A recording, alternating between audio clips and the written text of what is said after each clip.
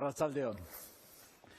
A menudo, cuando empezamos una asignatura, cuando damos una charla en Aucas, empezamos hablando del pasado, porque es una forma también de entender el presente y de intentar adivinar qué es lo que nos va a traer el futuro. Hay personas que alcanzan un enorme reconocimiento, son conocidas a nivel mundial, pero imaginemos que muchos de ellos, al igual que nosotros, tienen hermanos y hermanas. Imagínense el hermano de Messi, el hermano de Ayuso, gente que no ha conseguido tanto la fama, ¿no? Y aquí les traigo a una persona de la que hemos hablado muchas veces, que es Santiago Ramón y Cajal, el mejor científico español de todos los tiempos, incluidos los actuales, por supuesto. Y ahí tienen 5 Cajales, porque está su madre, están sus hermanas Pabla y Jorja. Yo creo que su padre no quería tener hijas. Y su hermano Pedro. La charla de hoy es sobre Pedro Ramón y Cajal. Su padre pensaba que Santiago era una malísima influencia e hizo todo lo que pudo para mantenerles separados. Aún así, el único que fue a la boda de Cajal fue su hermano. El padre tenía lo que podríamos llamar una disciplina férrea, que consistía en que primero les pegaba con la mano, luego con el cinturón, luego con una estaca y finalmente con unas tenazas de hierro. Entonces, cuando Pedro pensó que había suspendido una asignatura de bachillerato, la única posibilidad que se le ocurrió es salir corriendo.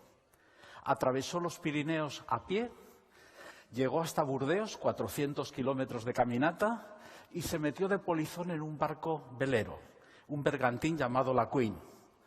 Cuando los marineros descubrieron al polizón, hicieron lo que se hacía en esa época, que era pasarle por la quilla, que era atarle una cuerda a cada brazo y pasar las cuerdas por las amuras del barco. Los cascos de los barcos estaban llenos de esos crustáceos que vemos a veces en los mejillones, de balanos, y los marineros los llamaban dientes de perro. Llegó a Sudamérica y allí se unió a una revuelta, a una guerra civil que había en Uruguay, y estuvo 8 años intentando sobrevivir, peleando en guerras de escaramuzas, y finalmente intentó escapar con el caballo y la pistola del coronel Aparicio, de su jefe. Fue apresado y fue condenado a muerte. Afortunadamente, el cónsul español le pudo salvar la vida y le metió en un barco, yo creo que estaba deseando librarse de este hombre, y le metió en un barco de vuelta a España.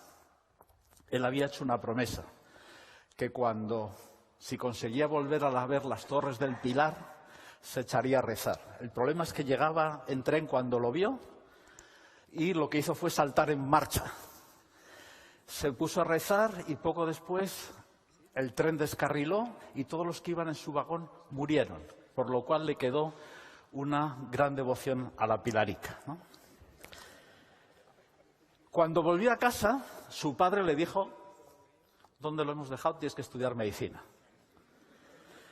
Y entonces se puso a estudiar medicina, acordaros que entonces eran 3 años, y después de esto estuvo primero de médico rural en unos pueblos, luego sacó una plaza en la Universidad de Zaragoza, luego fue catedrático en Cádiz, ahí demostró su inteligencia en ir a esa maravillosa ciudad, y finalmente volvió por concurso de méritos de catedrático de ginecología a Zaragoza.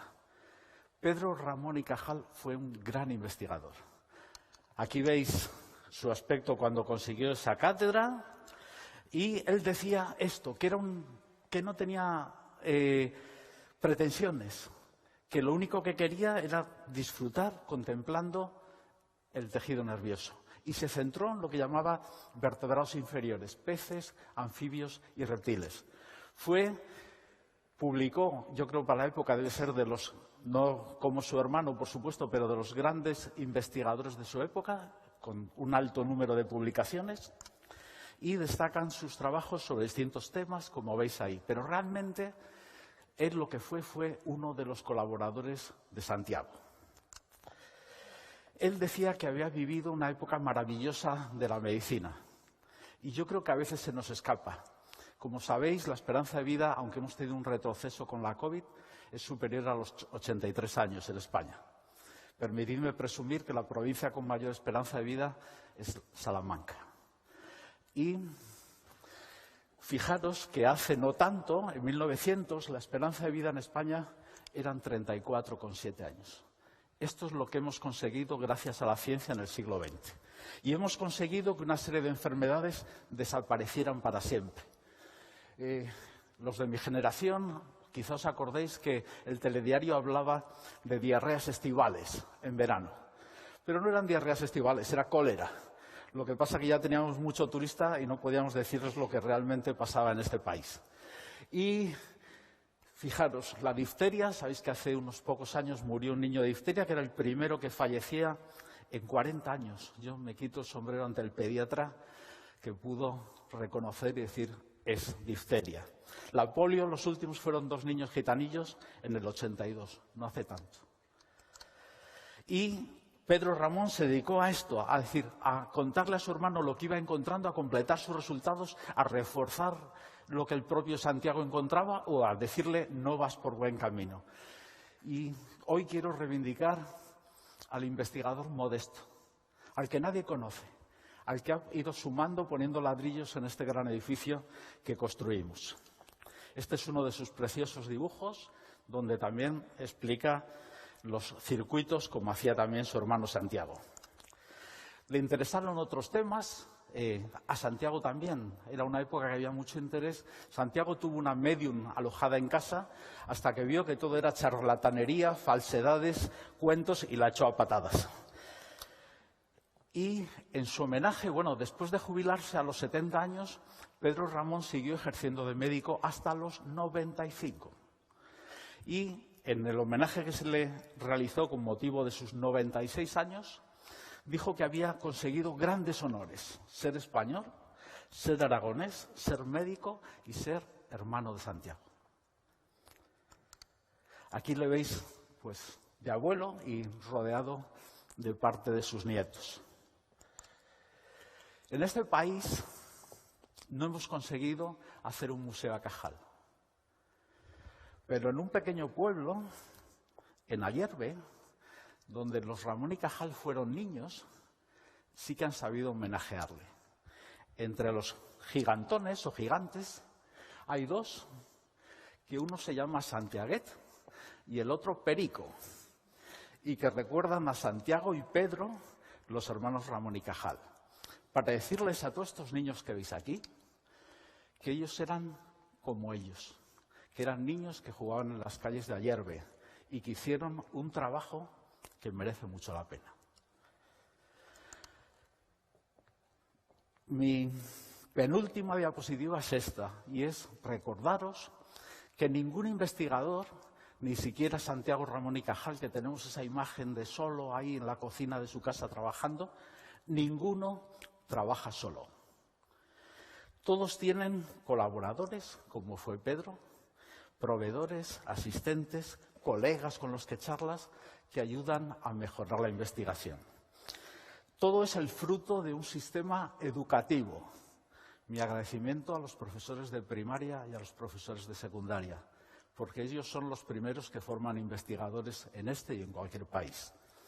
También es el fruto de unos ciudadanos que pagan sus impuestos. En mi opinión, cuando alguien habla de bajar impuestos, está hablando de debilitar la sanidad pública, la enseñanza pública y la investigación y el desarrollo. Y finalmente, de un país que cree en la ciencia como herramienta para conquistar el futuro. ¿Qué país queremos ser dentro de 10 años, de 20 años? ¿Qué queremos para nuestros hijos, para nuestros nietos? ¿Qué trabajos queremos para ellos? Porque eso lo construimos con la educación, con la sanidad, con la investigación. Y por último, os he hablado varias veces en esta charla del futuro. Y quería recordaros una cosa. El futuro, en contra de lo que pensamos, no es un sitio al que vamos, es algo que construimos entre todos. Muchas gracias.